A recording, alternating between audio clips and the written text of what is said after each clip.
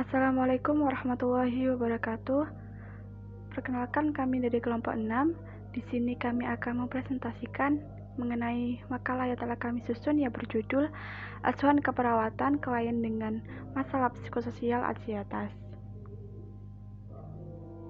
Kelompok kami terdiri dari 2 anggota, yaitu Faizatun Niswa NIM 19075 dan Nadira Rifki Al-Mufidah NIM 19147.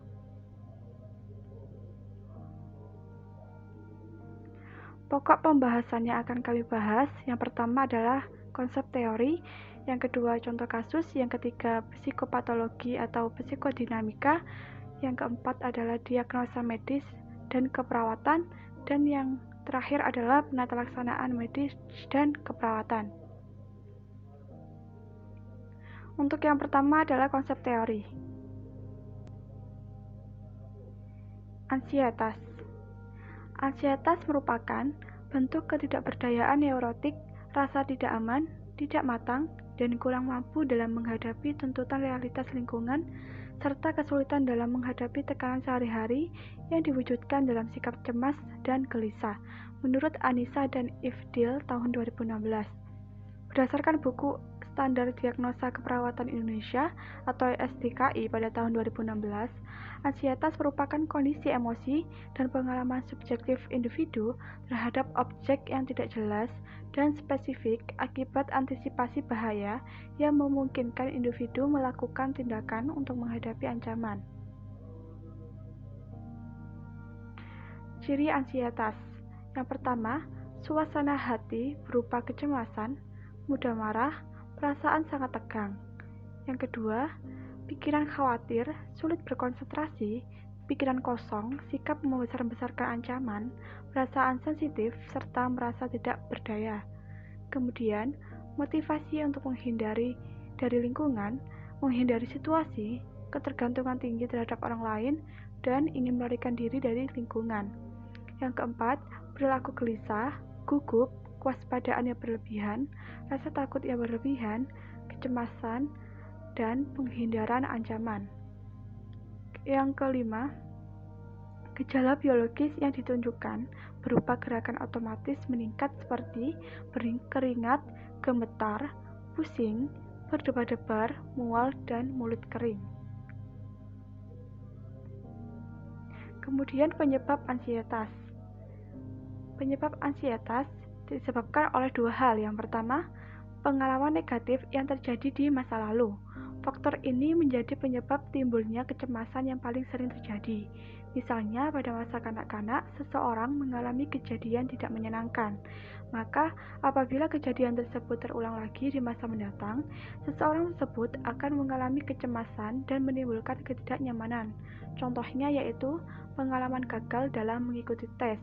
Yang kedua, pikiran yang tidak rasional. Pikiran tidak rasional ini terbagi menjadi 4 bentuk, yaitu kegagalan katastrofik, kesempurnaan, persetujuan, serta generalisasi yang tidak tepat. Kemudian jenis ansietas terdiri dari neurosis anxiety atau kecemasan neurosis, rasa cemas yang muncul akibat adanya bahaya yang tidak diketahui. Perasaan ini berada pada ego, tetapi muncul karena adanya dorongan individu. Kemudian moral anxiety atau kecemasan moral merupakan rasa takut terhadap suara hati individu sendiri. Ketika individu termotivasi untuk mengekspresikan impuls instingual yang berlawanan dengan nilai moral, maka individu akan merasakan malu dan bersalah.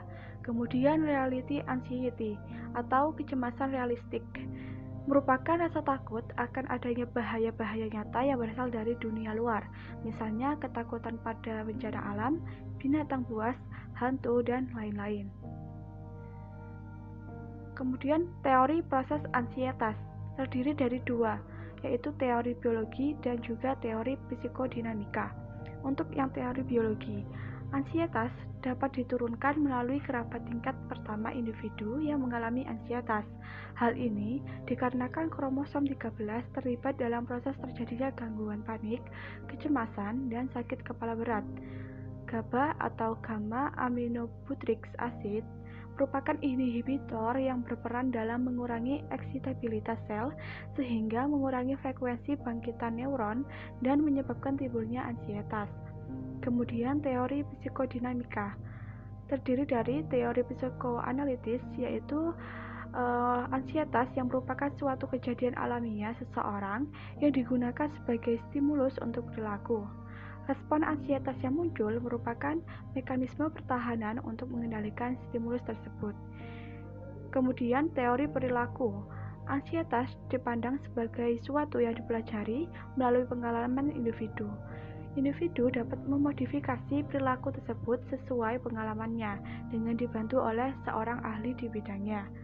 Kemudian teori interpersonal.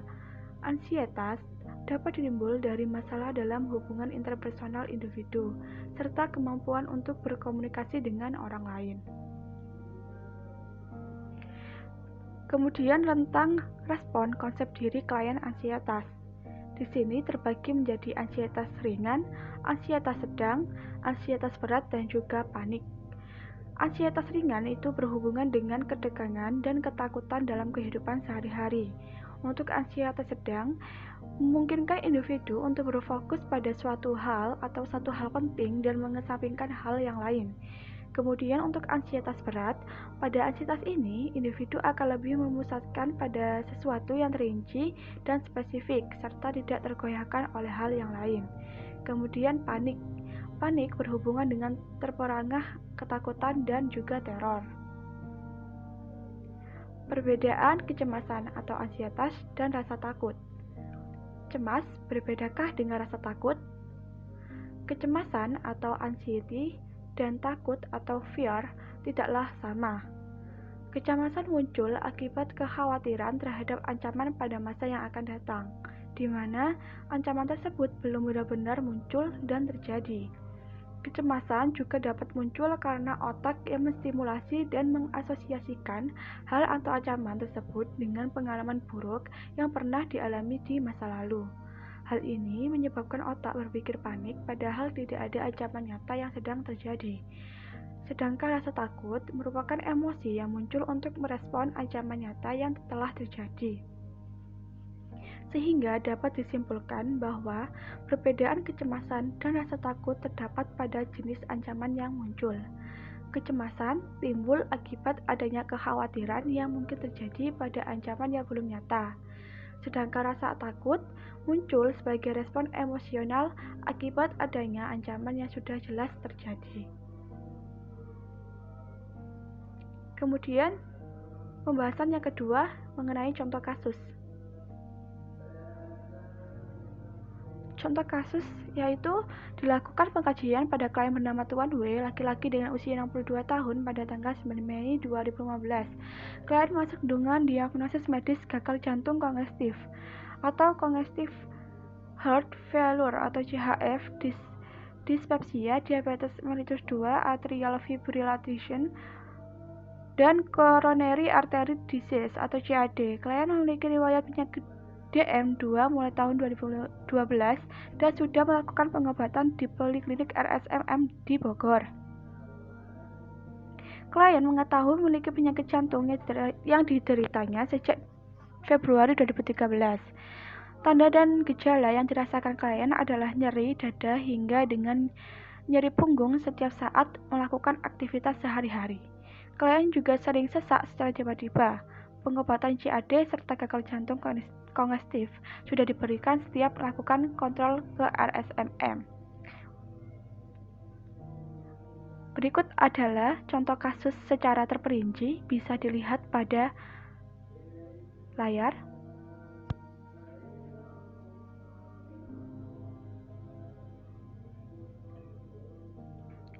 Baik, untuk bab yang ketiga yaitu psikopatologi atau psikodinamika. Yang pertama adalah faktor predisposisi, merupakan faktor resiko yang menjadi pendukung dan melatar belakangi munculnya gangguan kecemasan pada individu, terdiri dari biologis dan psikologi. Untuk yang biologis, pengkajian genetik serta biologi ini meliputi pengkajian riwayat genetik keluarga, faktor hereditas, adanya anggota keluarga yang mengalami gangguan kejiwaan, status nutrisi, status kesehatan, serta sensitivitas terhadap biologis, menurut Windarwati tahun 2020. Untuk interpretasi pada kasus, sejak 2012 lalu Tuan W menderita penyakit DM2. Klien mengetahui penyakit jantung yang dideritanya sejak Februari tahun 2013. Pengobatan CAD serta gagal jantung kongestif sudah diberikan setiap klien melakukan kontrol ke RSMM. Kemudian psikologi. Pada faktor predisposisi psikologis yang teridentifikasi adalah kondisi psikologis yang terkait dengan kepribadian yang tertutup, pengalaman kehilangan, dan pengalaman menjadi korban kekerasan. Untuk interpretasi pada kasus, Tuan W memiliki kepribadian yang terbuka. Perasaan klien ketika memikirkan tentang penyakitnya yaitu merasa takut, tegang, dan gelisah. Klien mengatakan bahwa penyakitnya ini akan menjadi beban pikiran, terutama ketika nyeri dada datang atau sesak.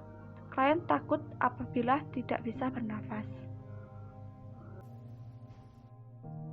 Faktor predisposisi selanjutnya yaitu sosial budaya.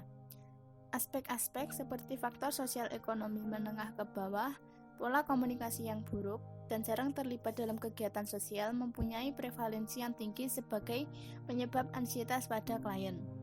Kemudian interpretasi pada kasusnya, Tuan W berusia 62 tahun. Klien sebelumnya bekerja sebagai PNS tetapi sekarang telah pensiun.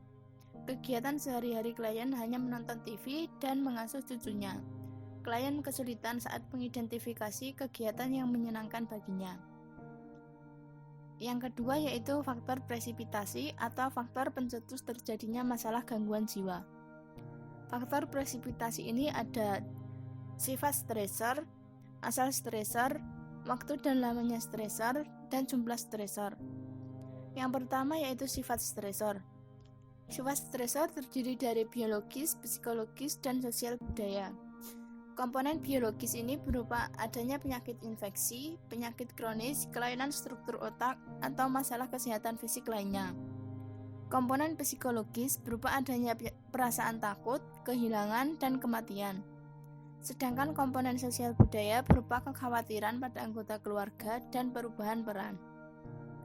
Interpretasi pada kasusnya, penyakit gagal jantung kongestif, dispepsia, diabetes mellitus 2, atrial fibrillation, dan coronary artery disease yang diderita klien muncul karena klien tidak pernah membatasi makanannya. Klien tidak melakukan pengaturan makanan, serta klien tidak dapat melakukan olahraga. Kemudian yang kedua yaitu asal stresor. Stresor dapat berasal dari lingkungan internal dan eksternal klien. Interpretasi pada kasusnya, klien merasakan ketegangan dan ketakutan yang disebabkan oleh kondisi kesehatan fisiknya atau lingkungan internal, dan keadaan akan dilakukan operasi atau eksternal. Kemudian yang ketiga yaitu waktu dan lamanya stresor. Waktu meliputi kapan terjadinya, berapa lama individu terpapar stresor, dan seberapa sering individu mengalami stresor tersebut. Interpretasi pada kasusnya, sesak dan ngos-ngosan klien muncul sejak 3 hari yang lalu, yang menyebabkan klien kesulitan tidur di malam hari dan dilarikan ke rumah sakit. Klien merasa bahwa dadanya seperti tertekan dan tidak mampu untuk bergerak. Kemudian yang keempat yaitu jumlah. Jumlah merupakan banyaknya stresor yang dialami oleh klien dalam kurun waktu tertentu. Interpretasi pada kasusnya, klien khawatir akan dilakukan operasi, atau jumlah stresornya cuma 1. Yang ketiga yaitu penilaian terhadap stresor. Penilaian terhadap stresor yang didapatkan pada klien ansietas dikelompokkan dalam penilaian fisiologis, kognitif, afektif, perilaku, dan sosial budaya. Respon fisiologis mempengaruhi sistem imun dan kemampuan seseorang dalam melawan penyakitnya. Respon kognitif berupa kemampuan berpikir yang dimiliki oleh klien.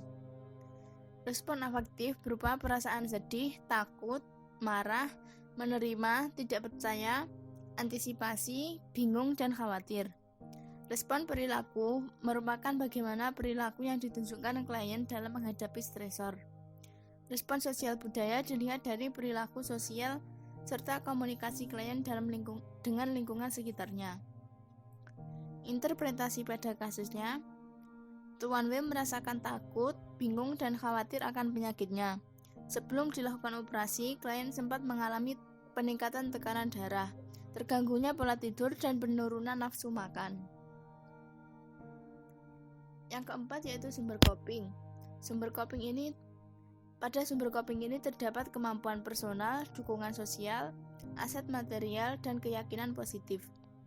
Yang pertama yaitu kemampuan personal. Kemampuan personal merupakan kemampuan melakukan perawatan terhadap penyakitnya dan kemampuan dalam mengontrol kecemasan. Interpretasi pada kasusnya, Tuan W mengetahui bahwa dirinya menderita penyakit serius seperti jantung dan diabetes mellitus, sehingga hal ini sedikit menimbulkan ansietas dalam dirinya. Yang kedua yaitu dukungan sosial. Dukungan sosial merupakan adanya support dari lingkungan keluarga. Interpretasi pada kasusnya, Tuan W menerima dukungan penuh dari keluarganya dalam melawan penyakitnya. Yang ketiga yaitu aset material. Aset material ini merupakan adanya sumber pelayanan kesehatan yang dapat dijangkau oleh klien. Interpretasi pada kasusnya, Tuan W tinggal di daerah dengan aset menuju pelayanan kesehatan yang mudah dan dapat dijangkau dengan cepat. Yang keempat yaitu keyakinan positif, berupa bagaimana keyakinan kesembuhan klien akan penyakitnya. Interpretasi pada kasusnya, Tuan W berkeyakinan bahwa suatu saat nanti dia dapat memiliki kondisi yang lebih baik. Sebelum mengetahui penyakitnya, klien tidak pernah membatasi makanannya. Tetapi sekarang dengan dibantu keluarga, klien berusaha mengontrol makanan apa saja yang masuk ke dalam tubuhnya. Yang kelima yaitu mekanisme coping. Mekanisme coping merupakan bagaimana cara klien keluar dan mengatasi stresornya, serta bagaimana cara klien mengelola emosinya. Mekanisme coping ini terdiri dari mekanisme coping adaptif dan maladaptif. Interpretasi pada kasusnya, Tuan W sudah sejak lama menderita diabetes mellitus dan penyakit jantung. Klien kurang menjaga pola makan dan dietnya. Selama ini Tuan W mengatasi stresor dengan masuk ke dalam masalahnya, yaitu dengan cara berbicara dengan tenaga kesehatan dan keluarga tentang penyakit yang dideritanya.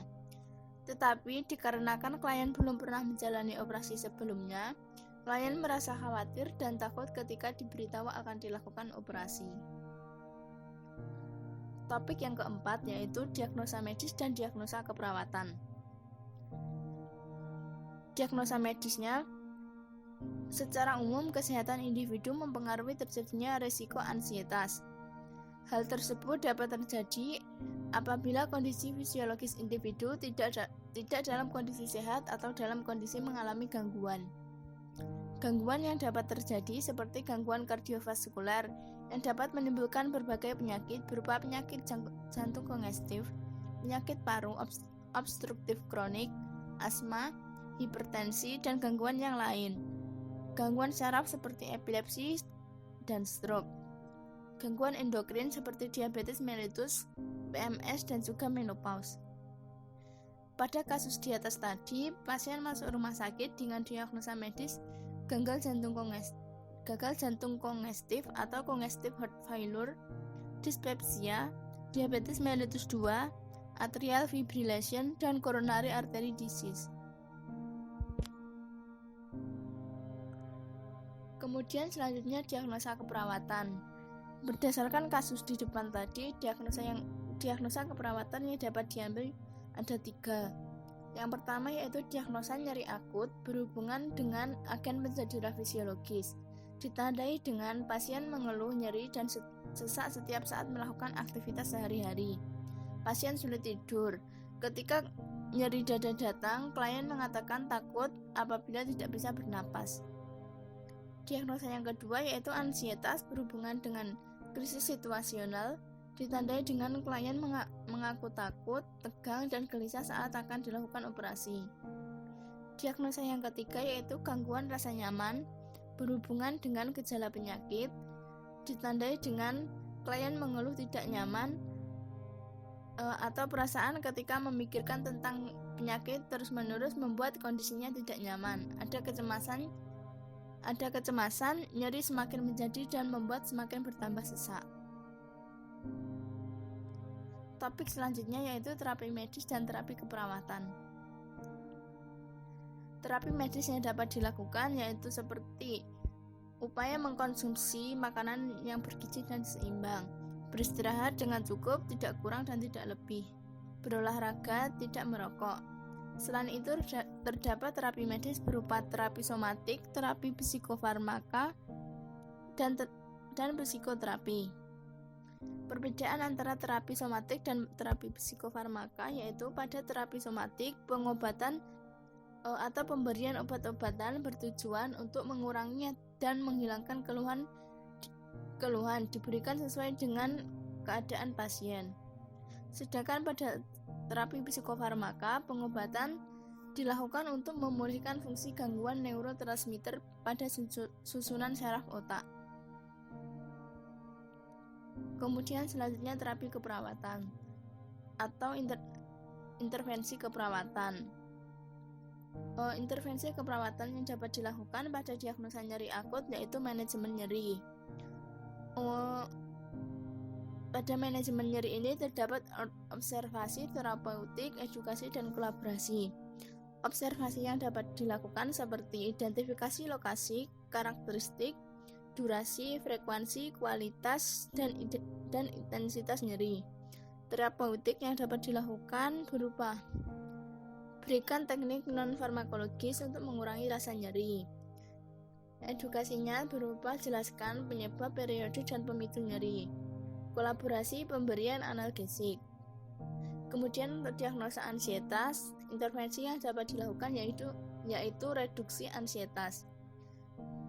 Pada observasi dilakukan identifikasi saat tingkat ansietas berubah. Terapeutik dilakukan ciptakan suasana terapeutik untuk menumbuhkan kepercayaan. Pada edukasi dilakukan informasikan secara faktual mengenai diagnosa, pengobatan, dan prognosis. Kemudian kolaborasi pemberian obat anti-ansietas. Pada diagnosa yang ketiga atau gangguan rasa nyaman, dilakukan intervensi keperawatan berupa manajemen nyeri. Untuk lebih tepatnya dapat dilihat pada tabel.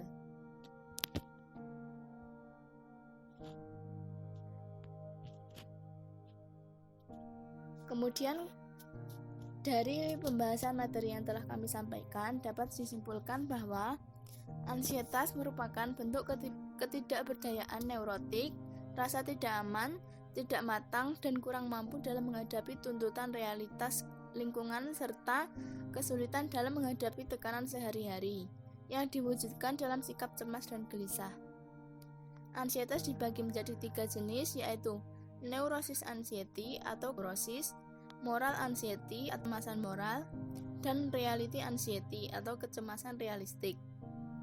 Dalam penentuan psikodinamika pada masalah keperawatan klien harus dimulai dengan menganalisa faktor predisposisi, faktor presipitasi, penilaian terhadap stresor, sumber coping, serta mekanisme coping yang dilakukan oleh individu, sehingga menghasilkan respon keperawatan baik secara konstruktif maupun destruktif, dalam rentang respon adaptif maupun maladaptif.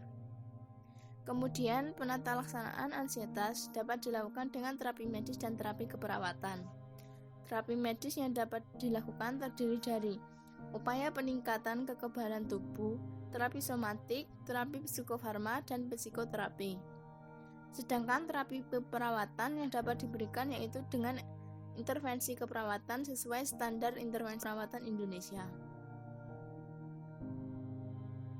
Berikut merupakan daftar pustaka yang kami gunakan sebagai referensi dalam penyusunan materi ini. Mungkin cukup sekian penjelasan dari kami. Ada kurang lebihnya mohon maaf. Akhir kata, wassalamualaikum warahmatullahi wabarakatuh.